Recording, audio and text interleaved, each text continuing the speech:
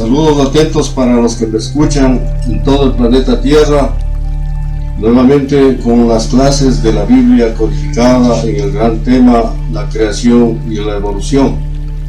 Antes de continuar adelante, acerquémonos al Dios Todopoderoso con la oración que le dedicó su divino Hijo cuando estaba aquí en la tierra.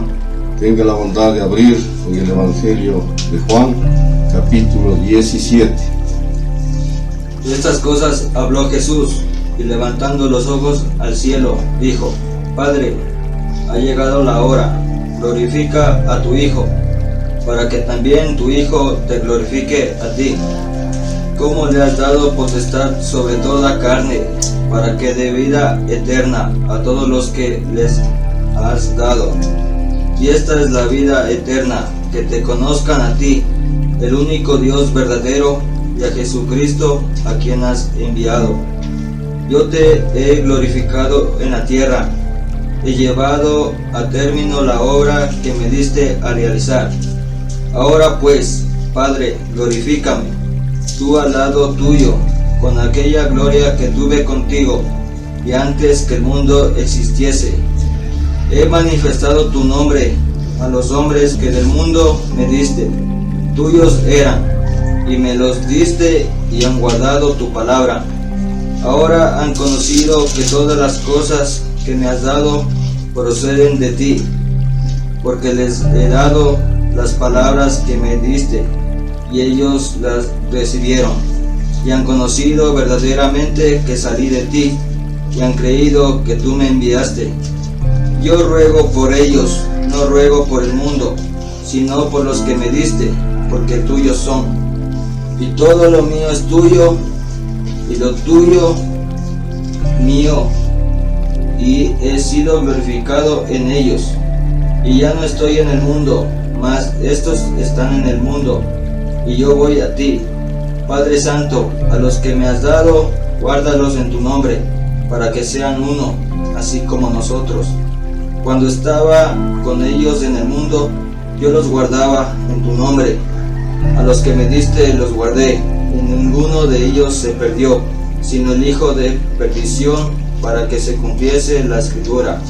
Pero ahora voy a ti, y hablo esto en el mundo, para que tengan mi gozo completo en sí mismos. Yo les he dado tu palabra, y el mundo los aborreció, porque no son del mundo, como tampoco yo soy del mundo.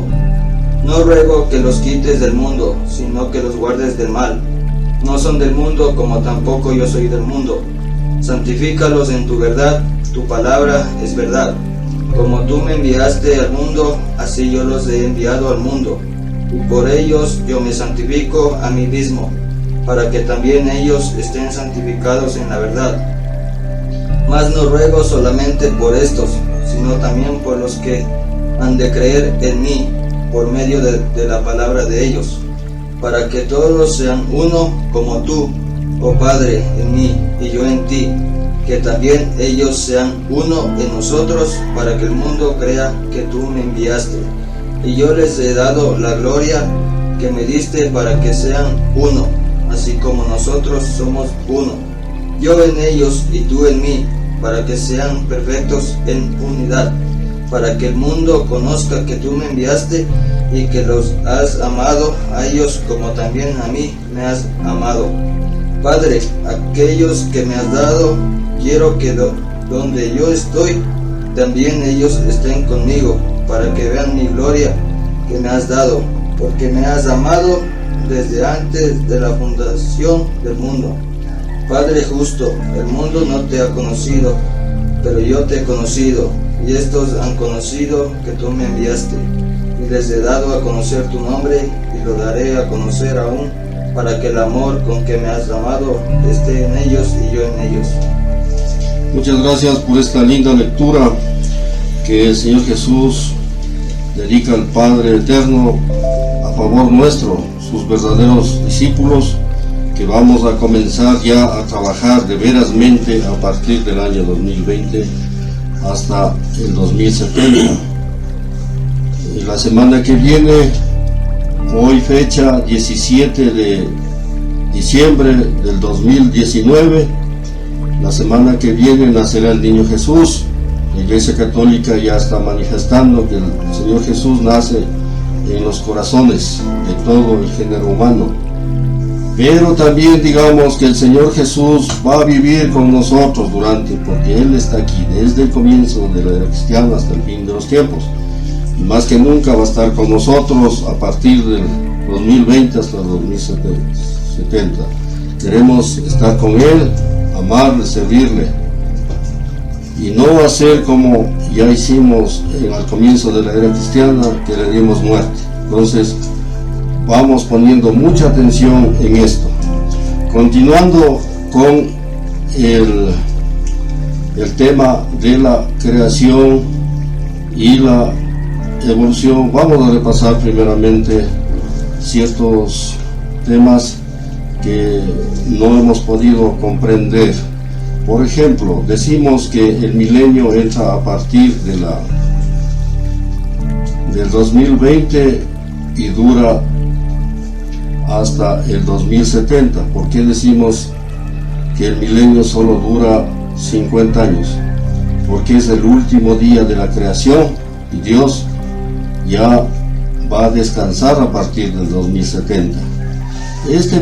Esto que estoy manifestándolos, tenga la bondad de leer en la segunda de Pedro, capítulo 3, versículo 8. No olviden, hermanos, que ante el Señor un día es como 1000 años, y 1000 años son como un día. Sigue.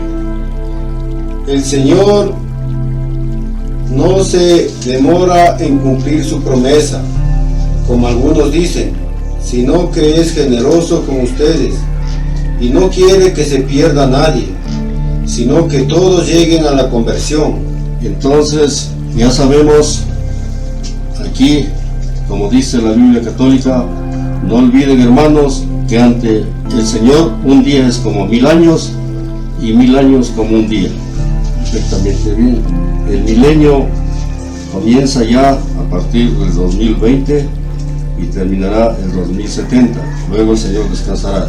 El Señor Dios Todopoderoso está cansado ya de su creación. Ha venido haciendo cosas maravillosas durante 50 cuatrillones de años y ahora ya le toca descansar. Un descanso merecido. También se dice que el primer día de la creación duró 45 billones de años, imagínense. Comenzó hace 50 billones de años y terminó hace 5.000 millones de años. Durante este periodo se formó la vida en la Tierra. Ya.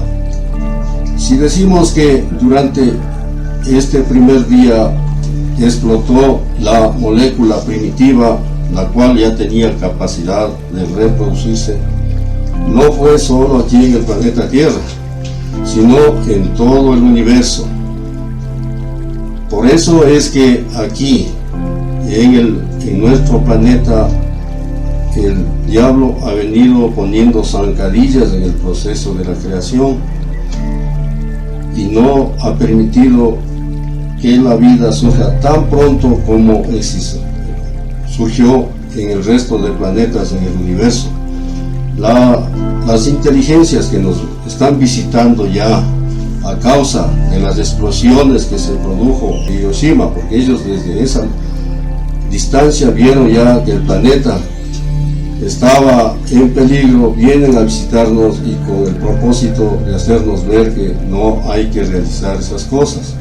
Ellos nacieron primero en el universo, por eso son más evolucionados que nosotros. Nosotros un poquito nos retardamos, pero ya estamos también saliendo a la inmensidad del universo y tenemos que evangelizar a estas inteligencias que no conocen nada todavía del Señor Jesús, que es el Rey de Reyes, y no conocen tampoco de la Virgen Santísima, que es la Reina de cielos y tierra. Vamos a abrir en Apocalipsis, por favor.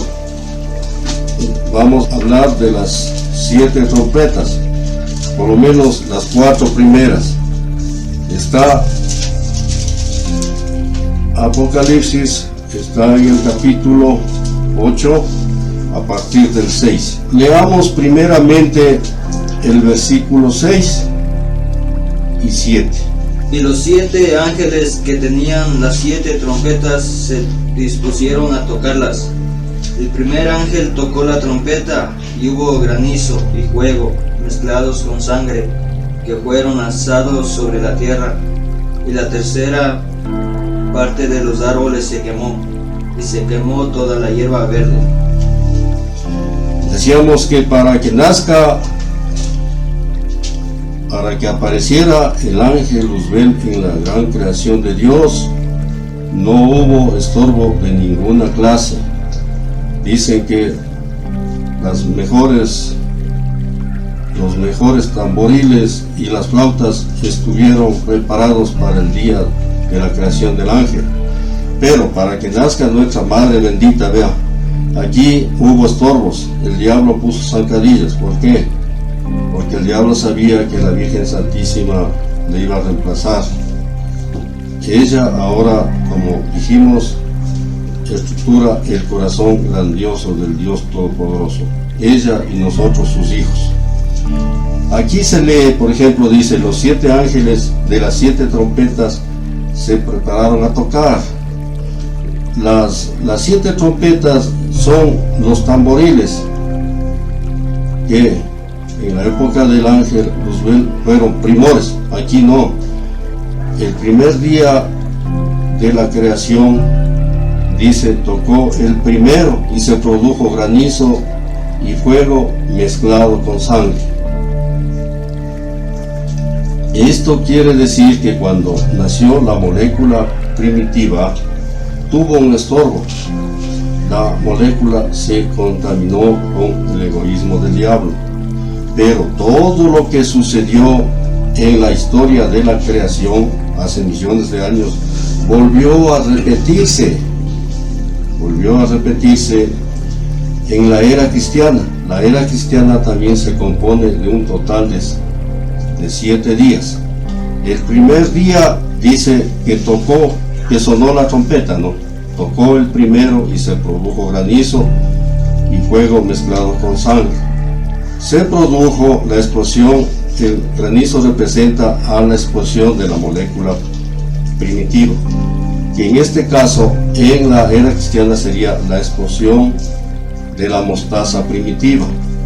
Todos sabemos que las cosas que se ven hoy en día aparecieron de las cosas que no se ven. ¿Cuáles son las cosas que no se ven? Por ejemplo, el átomo no se le veía, la molécula, la mórula. De todo ese polvo que se originó el hombre no se podía ver, pero ahora ya sí se ve a base de los grandes microscopios electrónicos. De eso apareció ya la mostaza, que sí se le ve a la mostaza. A simple vista se le ve, pero es sumamente pequeña. ¿Qué dice la mostaza? Leamos. ¿Qué dice la parábola de la mostaza primitiva? Tenga la bondad de leer en Mateo 13, 31, 32. Jesús les propuso otra parábola. Aquí tienen una figura del reino de los cielos. El grano de mostaza que un hombre tomó y sembró en su campo.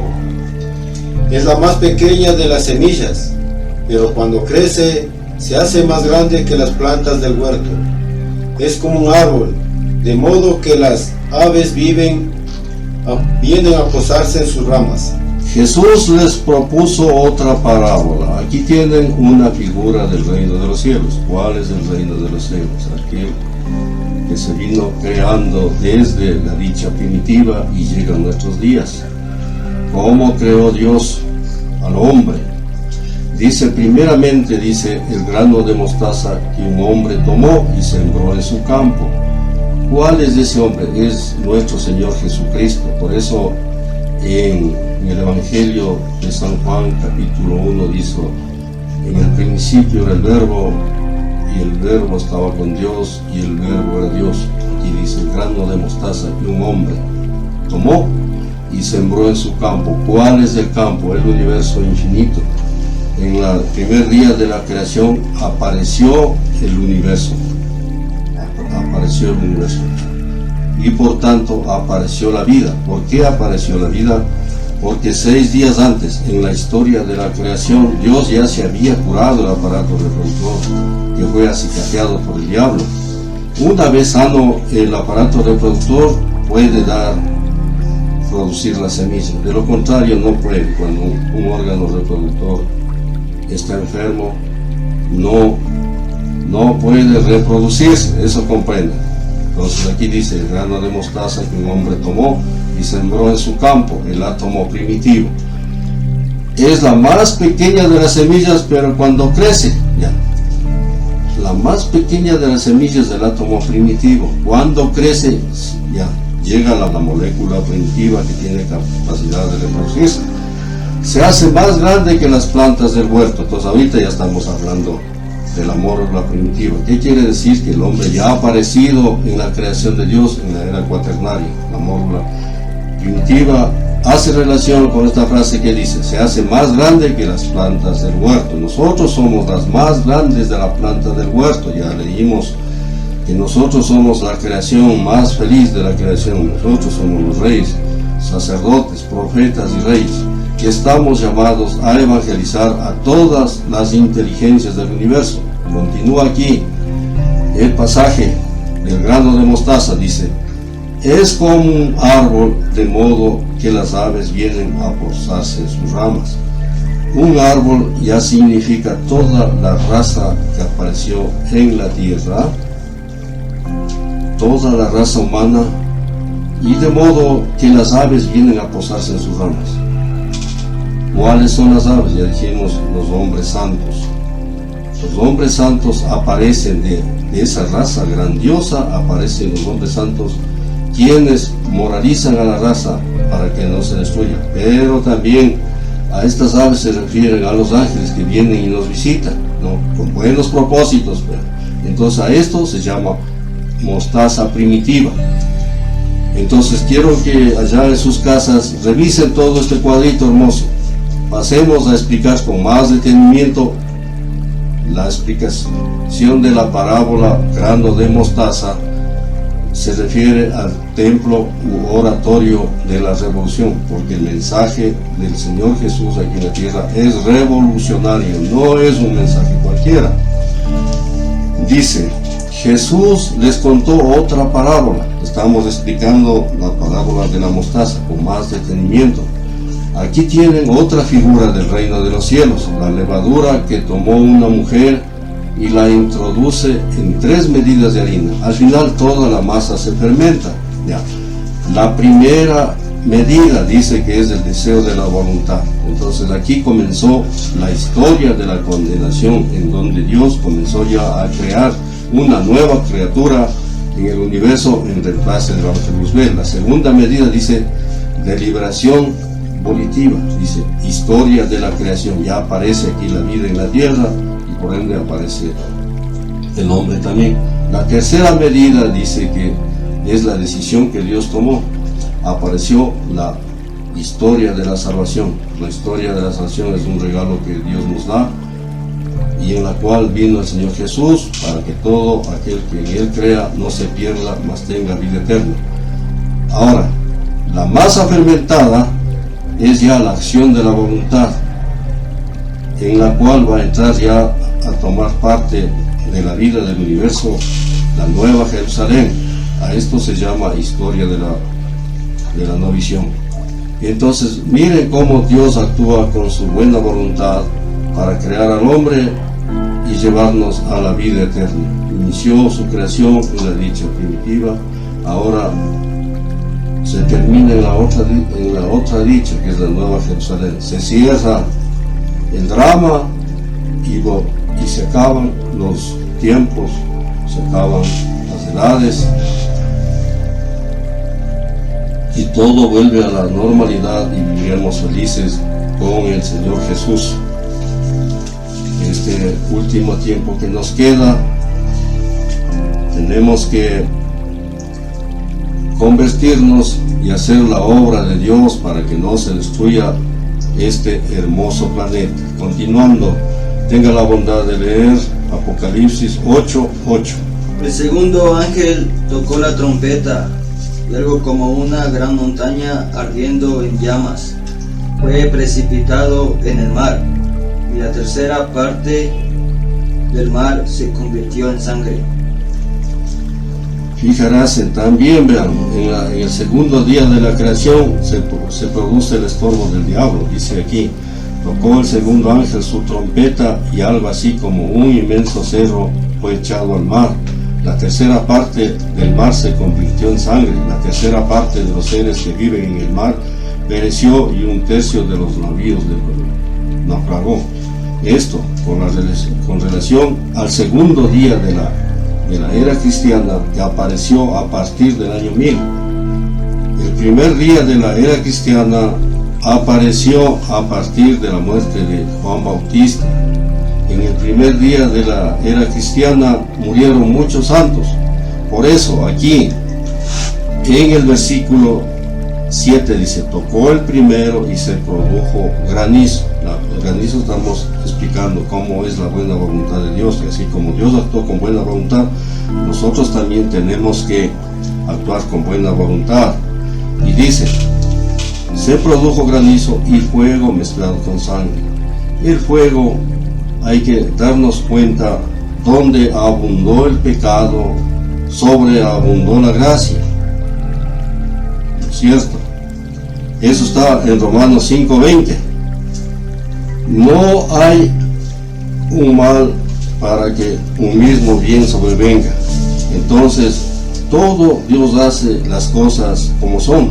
Él sabe cómo hacer las cosas, ¿no es cierto? El fuego mezclado con sangre es la sangre. Ahorita en la era cristiana, la sangre que derramaron nuestros primeros santos, y es la que provocó la semilla del reino. Dice, se quemó la tercera parte de la tierra. ¿Qué quiere decir eso? Todos esos anticristos que aparecieron en el primer día de la era cristiana, dice que casi acabaron con la tercera parte de los santos. La tercera, dice también, la tercera parte de los árboles ardió. Eso es la tercera parte de los santos de la tierra. Y toda la hierba verde se abrazó. La hierba verde es la esperanza de vida. Se abrazó, ¿no? El diablo quiso destruir toda esperanza de vida, pero no fue así. El Espíritu Santo aleteaba sobre la superficie de las aguas. Y ver cómo camina el Espíritu Santo haciendo su creación, y no permite que el diablo destruya nuestra tierra aquí amada en la cual vivimos. Tocó el segundo ángel su trompeta y algo así como un inmenso cerro cayó en el mar. El inmenso cerro está representado por el islamismo, que hizo tanto daño a la tierra en el segundo día de la era cristiana. La tercera parte del mar se convirtió en sangre. Vean las guerras de religión, las más sangrientas en el mundo. Murieron millones de personas, pero aquí dice, la tercera parte del mar se convirtió en sangre. Ahí apareció la guerra de los 100 años. Francia e Inglaterra entraron en guerra. Europa, toda Europa entró en guerra durante 100 años. Imagínense, ya la tercera parte de los seres que viven en el mar pereció, y un tercio de los navíos naufragó. Cuando apareció el segundo día de la era cristiana, también un estorbo, porque si aquí dice el tercio de los navíos naufragó, quiere decir de los anfibios que estaban ya saliendo a la tierra, porque de todos esos animales que se originaron en el mar, de las formas minúsculas aparecen las grandes formas como son las inteligencias. Todo fue un estorbo. Ahora pasemos a estudiar. Dice en el tercer día de la creación, tenga la bondad de leer Apocalipsis 8:10. El tercer ángel tocó la trompeta y cayó del cielo una gran estrella, ardiendo como una antorcha, y cayó sobre la tercera parte de los ríos y sobre las fuentes de las aguas. Y el nombre de la estrella es Ajenjo, y la tercera parte de las aguas se convirtió en ajenjo, y muchos hombres murieron a causa de esas aguas, porque se hicieron amargas. Aquí este pasaje está hablando ya del astro que cayó en el tercer día de la era cristiana. Al final del tercer día, hace 65 millones, cayó un astro y provocó la desaparición de los dinosaurios. Pero también dice aquí, la estrella se llama ajenjo. La tercera parte de las aguas se convirtió en ajenjo y mucha gente murió a causa de las aguas que se habían vuelto amargas. Ya ha estado apareciendo la gente al final del tercer día de la era cristiana. Todo desaparece, pero si esto lo tomamos en cuenta en el tercer día de la era cristiana, aquí dice, tocó el tercer ángel su trompeta y una estrella grande que parecía un globo de fuego cayó del cielo sobre la tercera parte de los ríos y los manantiales de agua. Esto quiere decir que cayó el protestantismo. Hizo tanto daño con Lutero a la cabeza. Las fuentes de agua son todos esos sistemas que producían los santos. Todo se destruyó. Pero menos mal que en esa época nació Tomás Moro e Ignacio de Loyola y fundaron el sistema de la Contrarreforma. Entonces se pudo evitar la desaparición de la religión católica, si no todos hubiésemos ido a la fecha protestantes. Tenga la bondad de leer el versículo 12. El cuarto ángel tocó la trompeta y fue herida la tercera parte del sol, y la tercera parte de la luna, y la tercera parte de las estrellas, para que oscureciese la tercera parte de ellos, y el día no resplandeciese en su tercera parte, y asimismo la noche. Muy bien. Entonces, hagamos un resumen de todo lo que estamos leyendo. El primer día de la creación apareció la vida en la tierra. El primer día de la era cristiana perdieron la vida muchos santos que derramaron su sangre, y esa sangre se convirtió en la semilla del reino. En el segundo día aparece la vida en el mar. También sufrió un percance la tierra. En la era cristiana apareció la guerra de los 100 años y la guerra islamista. Mahoma atacó a todo el imperio romano desde entonces. Luego dice, estamos entrando ahorita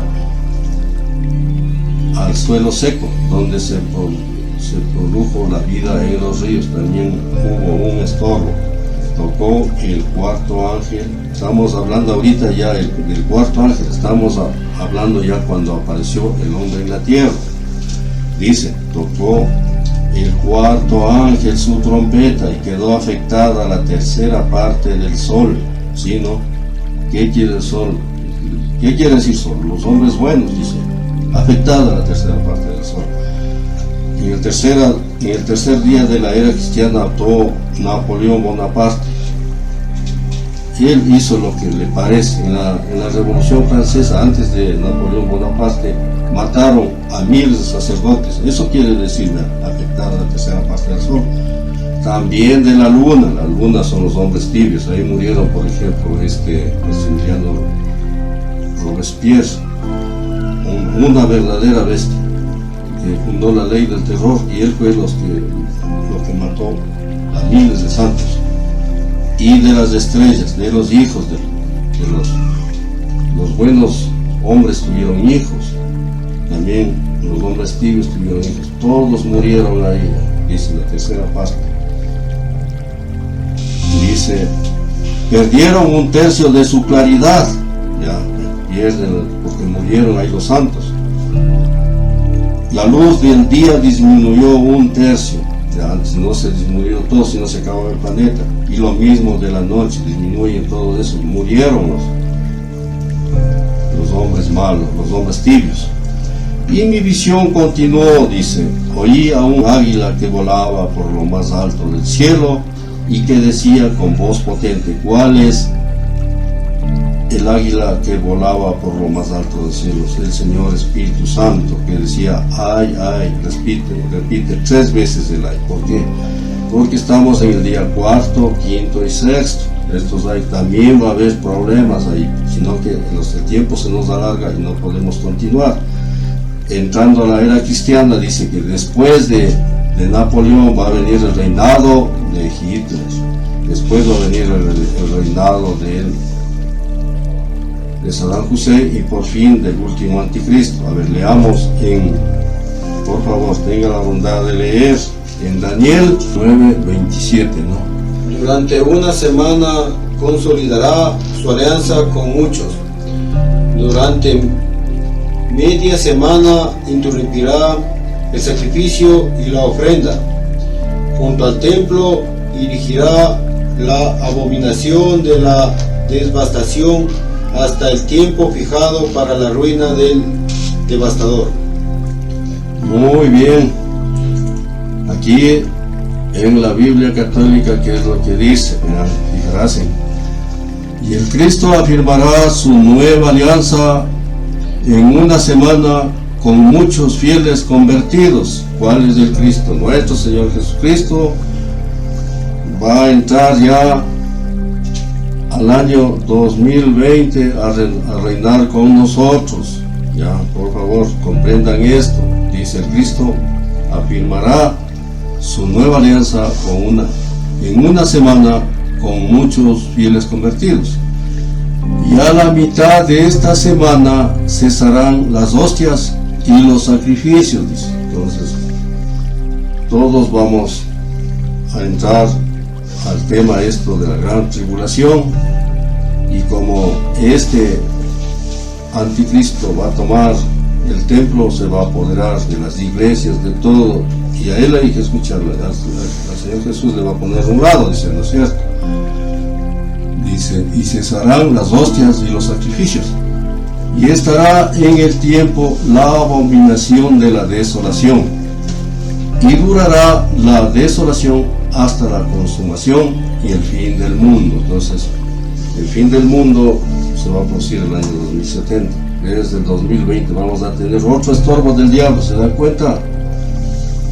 El fin del mundo, no hay que asustarse. ¿A qué llamamos fin del mundo? Por ejemplo, aquí la bestia representa al mundo. Si decimos fin del mundo, es que se van a acabar todas las bestias, ¿ya? Aquí la ramera representa la carne. Vamos a celebrar ya por el año 2070 el fin de la carne. Ya no va a haber pecado, no va a haber adulterio. Vamos a celebrar el fin del demonio, va a morir el demonio, eso quiere decir, ¿no? Y el año 2070 también se acaban los falsos profetas, ya se va a terminar la mentira y vamos a entrar a una nueva vida. Como el fin ya se nos está llegando a este programa, también vamos a leer versículo por versículo el capítulo 17 del Apocalipsis. Vino entonces uno de los 7 ángeles que tenían las 7 copas y habló conmigo diciéndome: ven acá y te mostraré la sentencia contra la gran ramera, la que está sentada sobre muchas aguas. Ya, vamos aquí, verán. Aquí en la Biblia católica dice: entonces vino uno de los 7 ángeles. ¿Cuáles son los 7 ángeles? El Señor Jesús dijo claramente: al final de los tiempos nosotros seremos como los ángeles. Ya somos como los ángeles, estamos saliendo ya fuera de nuestro planeta y vamos a meternos a los recónditos del universo. Un poquito superiores a nosotros nomás los ángeles, pero no tanto. Nosotros somos más superiores que Él, digamos así, ¿no? ¿Por qué? Porque tenemos el Espíritu Santo aquí a nuestro lado, y Él vive en nosotros y habla a través de nosotros. Entonces vino uno de los 7 ángeles de las 7 copas y me dijo: las 7 copas ya daremos lectura. La última copa va a botar el ángel, dice, la copa de la ira de Dios va a botar sobre la tierra y se va a destruir el aire, dice, se va a enrarecer el aire. ¿Cuál es el ángel que vota? Nosotros. Por favor, comprendan que ángel quiere decir raza, y está hablando de la raza humana. A partir de este último tiempo vamos a tener graves problemas dentro del planeta Tierra. Entonces vino uno de los 7 ángeles de las 7 copas y me dijo: ven que te voy a mostrar el juicio de la famosa prostituta, que se sienta al borde de las grandes aguas. Ya estudiamos en la clase anterior cuál es la famosa prostituta, pero dice que se sienta al borde de las aguas, de las grandes aguas. Cuando ustedes escuchen hablar de aguas, de mar, estamos ya en el segundo día de la era cristiana. El borde de las aguas es el primer día de la era cristiana. Aquí está, vean, fíjense, el primer día duró 1000 años, el segundo día 1500. La ramera se sienta durante 1500 años, dice, ven que te voy a mostrar el juicio de la famosa prostituta. Juicio quiere decir de la famosa prostituta, cómo piensa ella, cómo se desenvuelve, qué hace en la historia de la creación, qué daños nomás hace. Eso quiere decir juicio de la famosa prostituta, que se asienta al borde de las aguas, al borde el primer día de la cristiana, de las grandes aguas, segundo día de la era cristiana. El primer día de que hizo la ramera, el primer día de la era cristiana, mató a Juan Bautista, luego provocó la muerte del Señor Jesús, luego murió el apóstol Pablo, el apóstol Pedro, antes murió San Esteban, y así sucedió. Tanto daño que hizo. El segundo día vuelta provocó las guerras de religión. En estas terribles guerras de religión murieron millones de personas porque caminaban a defender los ataques de los islamistas, la furia del Islam a partir del año 1064 hasta el año 1070 y más todavía, porque todo el año 1100 se produjeron estas guerras islamistas que destruyeron los lugares santos. El primer día de la era cristiana se destruyó Jerusalén, el segundo día se destruyeron los lugares santos. Vean el trabajo que hace esta gran ramera. Por eso dice aquí, ven que te voy a mostrar el juicio de la famosa prostituta que se sienta al borde de las grandes aguas. Continúa el 2 en la bondad. Con la cual han fornicado los reyes de la tierra, y los moradores de la tierra se han embriagado con el vino de su fornicación. Aquí la Biblia católica, con ella pecaron los reyes de la tierra, y los habitantes de la tierra se emborracharon con el vino de su idolatría. Ya dijimos, la ramera es la amante del dragón, es la amante de la serpiente. Por eso la serpiente representa a todos sus reyes que fornicaron con la ramera. Con ella pecaron los grandes reyes de la tierra y toda su comitiva, todos los secuaces de la serpiente y de la ramera también pecaron, y los habitantes de la tierra se emborracharon, pecaron. O sea, ¿qué quiere decir emborracharse? Cuando la persona entra en vicios, vive borracho, no sabe lo que hace. Y dice con el vino de la idolatría. ¿Cuál es el vino? Su corrupción. El vino de la idolatría quiere decir la corrupción que tuvo la ramera y que contaminó esa corrupción a toda la era cristiana. El 3 de la bondad de la era, el 3. Y me llevó en espíritu al desierto, y vi a una mujer sentada sobre una bestia escarlata, llena de nombres de blasfemia, que tenía 7 cabezas y 10 cuernos. Aquí en la Biblia católica dice lo siguiente, fíjense, dice: el ángel me llevó en espíritu al desierto. Era una nueva visión. ¿Qué quiere decir el desierto? El desierto es donde la gente no escucha nada. El desierto, dice, la voz que clama en el desierto. Juan Bautista era la voz que clama en el desierto. Usted está predicando en el desierto, ¿quién le va a escuchar? Nadie. Esto, allá pues, a parar, dice. Y el ángel me llevó en espíritu, dice. en la ignorancia en que yo andaba, me hizo entender de qué se trata este tema de la gran ramera. Dice aquí, me llevó un espíritu. ¿Y quién nos hace entender? Es del Espíritu Santo. Él nos inspira para poder conocer la palabra de Dios. El ángel me llevó en espíritu al desierto. Era una nueva visión, dice perfectamente bien. Una gran novedad era para este que escribió el Apocalipsis, que era el apóstol Juan. Dice, había allí una mujer sentada sobre una bestia de color rojo, de color escarlata. Verán,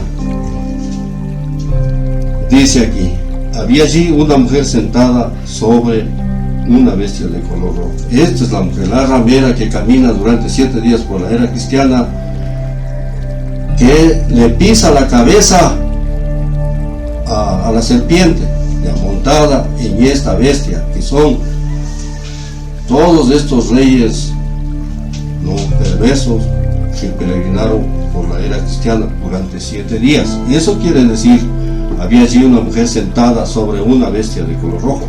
¿Por qué se llama color rojo o escarlata? Porque el dragón, si saben, no, bota fuego.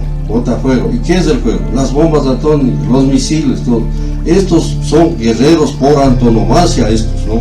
Si saben, Napoleón Bonaparte, peleón, Hitler, peleón, Saddam Hussein, peleón. Y el que viene peor dice que va a destruir la tierra. Entonces tengan cuidado, comprendan esto.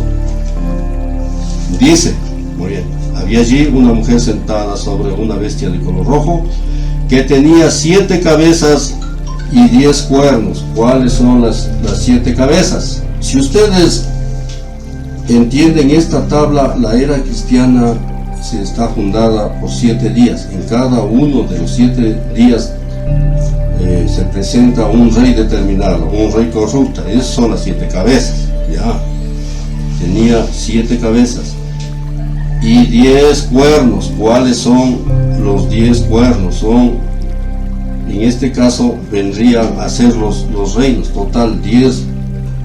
Hay 10 reinos en la era cristiana. Estamos hablando solo de la era cristiana, ¿no es cierto?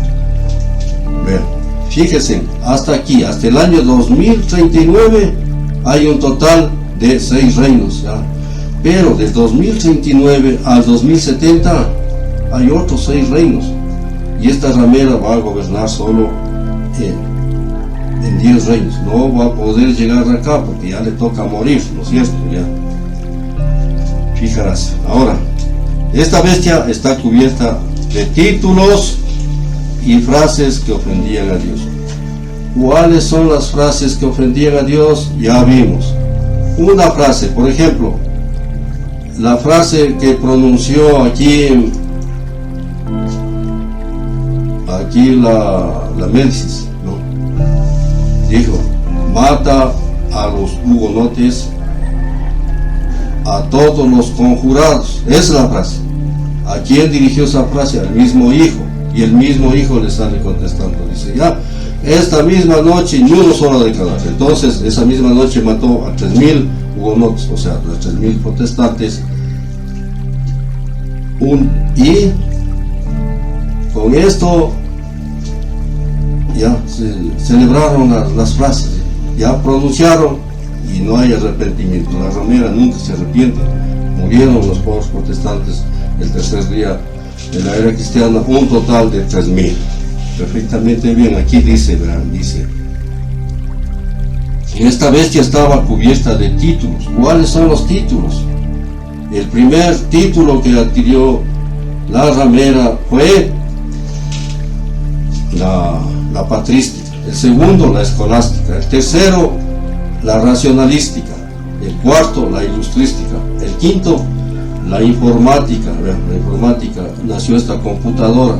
Claro que es bueno, pues todos estos títulos que tienen las rameras son buenos y malos. La computadora es algo magnífico, pero también nos trae perversidad, porque a través de la computadora usted puede corromperse, ¿no? Entonces no estamos juzgando a nadie, nosotros mismos no estamos juzgando.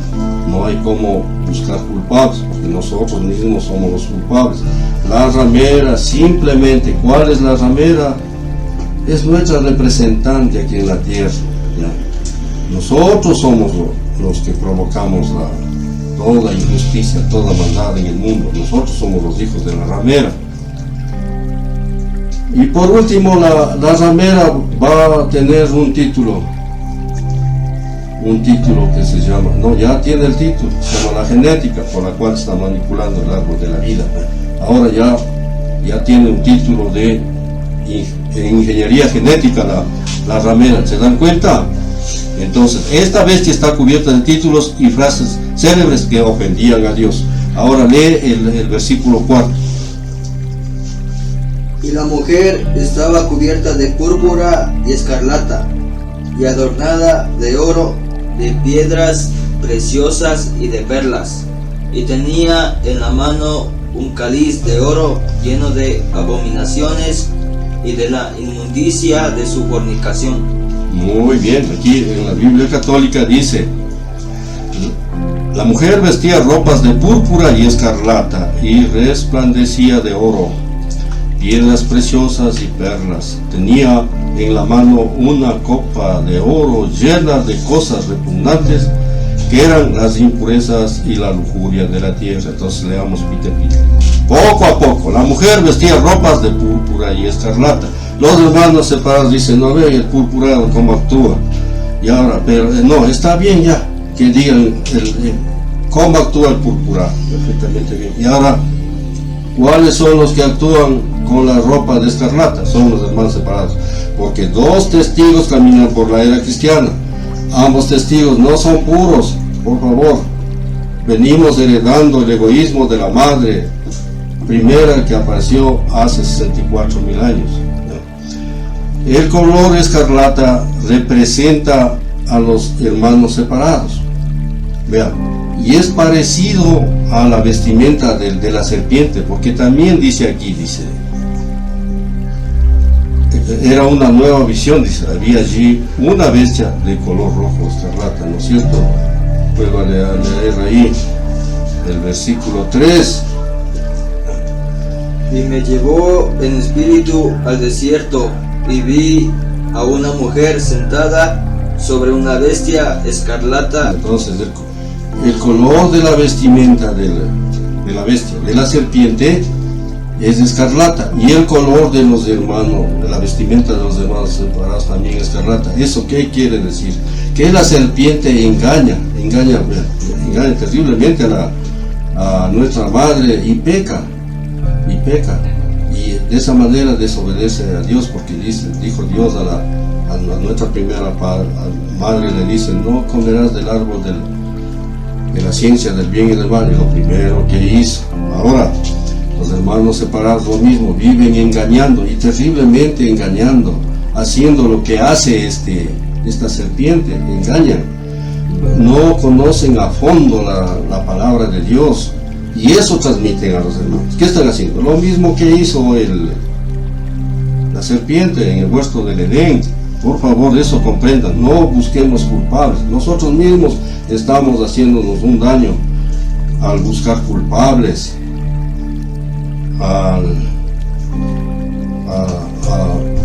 no juzguemos a nadie, juzguémonos nosotros mismos. Por favor, démonos cuenta de nuestras actuaciones propias. A ver, tenga la bondad de leer el versículo 5. Y sobre su frente un nombre escrito, un misterio: Babilonia la grande, la madre de las rameras y de las abominaciones de la tierra. Fíjense aquí en la Biblia católica, en su frente se podía leer su nombre, escrito en forma cifrada. A ver, en su frente, ¿cuál es su frente? Es decir, en la frente de la ramera. En nuestra frente, no están viendo aquí, vean, dice, en su frente se podía leer su nombre. Aquí estamos leyendo el nombre de la ramera. Vean, fíjense, ramera significa carne. Esta se junta con la serpiente, forman el mundo maligno, y este está a favor, este falso profeta está a favor de lo que hacen todos estos. Entonces, por eso dice aquí clarito, en su frente se podía leer su nombre, dice. Estamos leyendo su nombre, estamos viendo el frente nuestro, no de nosotros, nuestro comportamiento estamos viendo a través de esa tabla, clarito. escrito en forma cifrada. ¿Qué quiere decir en forma cifrada?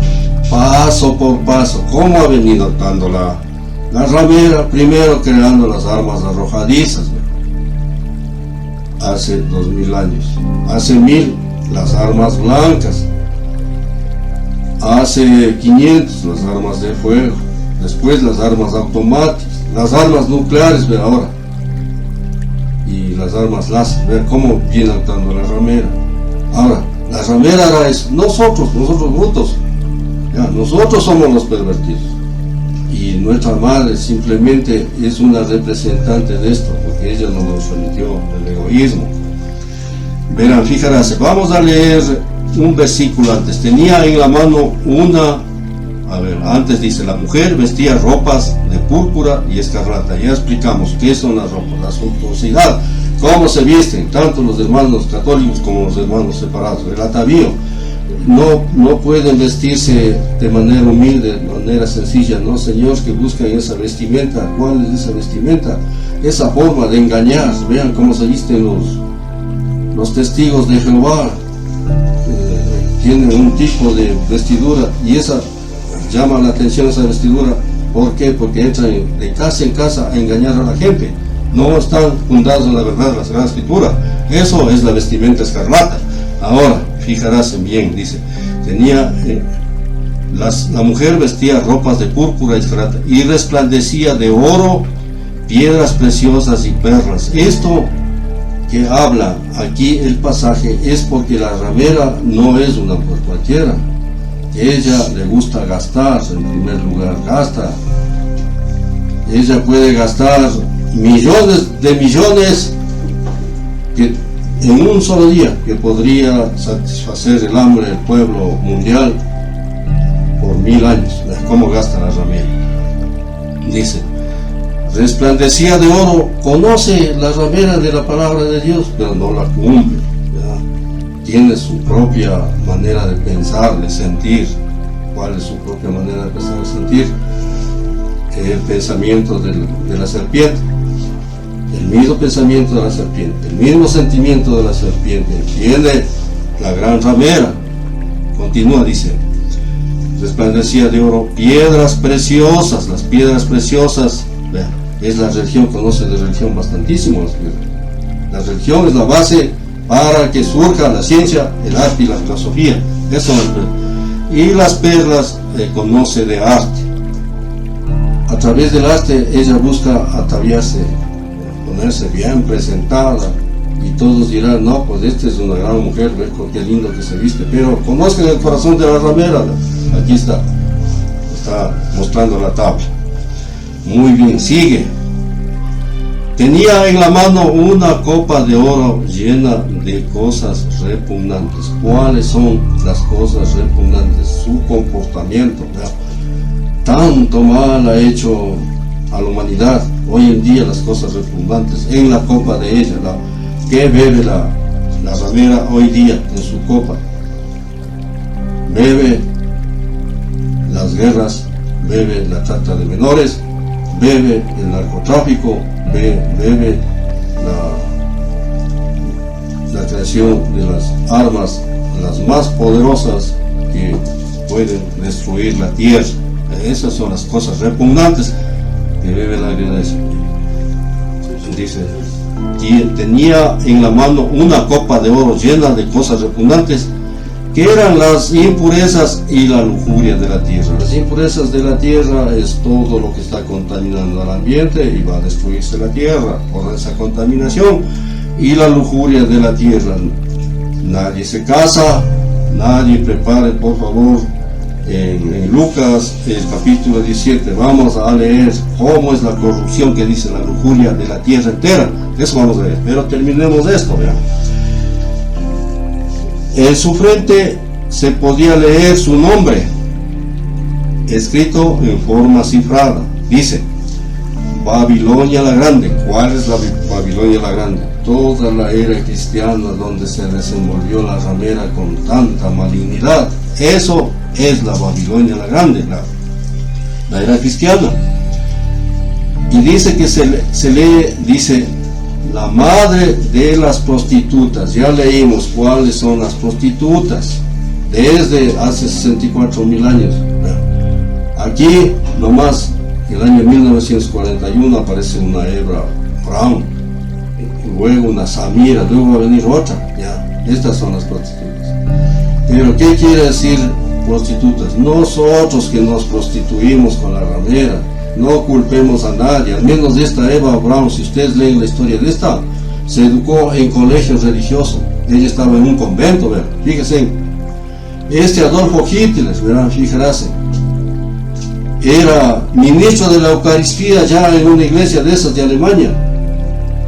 Cuando entraba a la iglesia veía la cruz, la esvástica que se ponen ahí en el hombro los nazistas. Ahí estaba la esvástica. Dijo, no, ese símbolo voy a coger yo y voy a poner en mi ropa. Fíjese, estos tienen algo de benignidad, ¿no es cierto? Por eso, qué difícil va a ser a partir del año 2020 hasta 2070 desprender el egoísmo, porque actuamos de buena manera, después nos coge las iras y ya queremos destruir todo lo que nos está a nuestro frente. Continuemos, dice. En su frente se podía leer su nombre, escrito en forma cifrada: Babilonia la Grande, la madre de las prostitutas y de los abominables ídolos del mundo entero. ¿Cuáles son los abominables ídolos del mundo entero? Son José Vicente Tales, el Che Guevara, Leonidas Brezhnev, Osama Bin Laden. Estos son los hijos de la ramera, ídolos. Por ejemplo, cuando ustedes vean el programa en la televisión, alguna vez les dirán cuál es la bestia en los programas. ¿Ya? ¿Cuál es la bestia? Primero dicen, no, le dicen que es Nerón, dice la Iglesia Católica, perfectamente. Nerón fue la primera bestia que peregrinó en la era cristiana. Muy bien, es un ídolo, pero son total 666. A partir de él, cuenten, cada 29 años sumen, cada 20, y aparecerá el último, aquí Bin Laden del año 2011. Sumen 2011 más 29, aparecerá la última bestia, el último abominable ídolo del mundo entero, la última bestia. De este hay que tener cuidado porque ya tiene 30 años, va a gobernar el mundo, se va a unir a la ramera última que tiene 30 años y a la serpiente, al dragón que también tiene 30 años y al falso profeta. Todos ya pasan de los 30 años, ya prestan a gobernar el mundo a partir del año 2030. Ahora ya buscaron ustedes y observé que la mujer se había embriagado con la sangre de los santos. Qué pena. En el primer día de la era cristiana murieron tantos santos. Santiago el Mayor murió ahí. Acá en el segundo día de la era cristiana murió Estanislao, un gran santo. En la tercera día de la era cristiana murió Tomás Moro, otro gran santo. En la Revolución Francesa murieron miles. En la Segunda Guerra Mundial miles. Y ahora, la última, ¿cuántos morirán? Entonces, por eso dice, y observé que la mujer se había embriagado con la sangre de los santos y de los mártires de Jesús. ¿Ya? Entonces hemos terminado. Vamos ahora sí, para finalizar esta clase, a leer en Lucas desde el 26. Tenga la bondad de leer. ¿Ya? En los días del Hijo del Hombre sucederá lo mismo que en tiempos de Noé. La gente comía, bebía y se casaban hombres y mujeres, hasta el día en que Noé entró en el arca y vino el diluvio, que los hizo perecer a todos. Ocurrirá lo mismo que en tiempos de Lot. La gente comía y bebía, compraba y vendía, plantaba y edificaba. Pero el día que salió Lot de Sodoma, cayó del cielo una lluvia de fuego y azufre, que los mató a todos. Lo mismo sucederá el día en que se manifieste el Hijo del Hombre. Ya, muchas gracias. Perfectamente bien. Repitamos la lectura. En los días del Hijo del Hombre sucederá lo mismo que en tiempos de Noé. ¿Cuáles son los días del Hijo del Hombre? El Señor Jesús ha venido caminando durante 6 días, va a entrar al 7º día, está con nosotros, nadie se da cuenta. ¿Por qué? Porque poco creemos en el Señor Jesús. Esos son los días del Hijo del Hombre. Sucederá lo mismo que en tiempos de Noé. La gente comía, bebía y se casaban hombres y mujeres hasta el día en que Noé entró en el arca y vino el diluvio que los hizo desaparecer a todos. Ya estamos entrando al fin de los tiempos, al día 7º, en que ha crecido, se ha desarrollado la enfermedad del egoísmo en el hombre de manera crónica, y este egoísmo va a hacer que destruya la tierra. Tomen en cuenta lo que estoy leyendo. Ocurrirá lo mismo que en tiempos de Lot. La gente comía y bebía, compraba y vendía, plantaba y edificaba. Pero el día que salió Lot de Sodoma, cayó del cielo una lluvia de fuego y azufre que los mató a todos. ¿Qué quiere decir lluvia de fuego y azufre? Ya creamos las bombas, nos van a matar a todos. Entonces, por eso el deber nuestro no permitir que suceda eso, porque la escritura es bien clara, ¿no? Estos 50 últimos años que nos quedan de vida, trabajemos en construir el reino de Dios.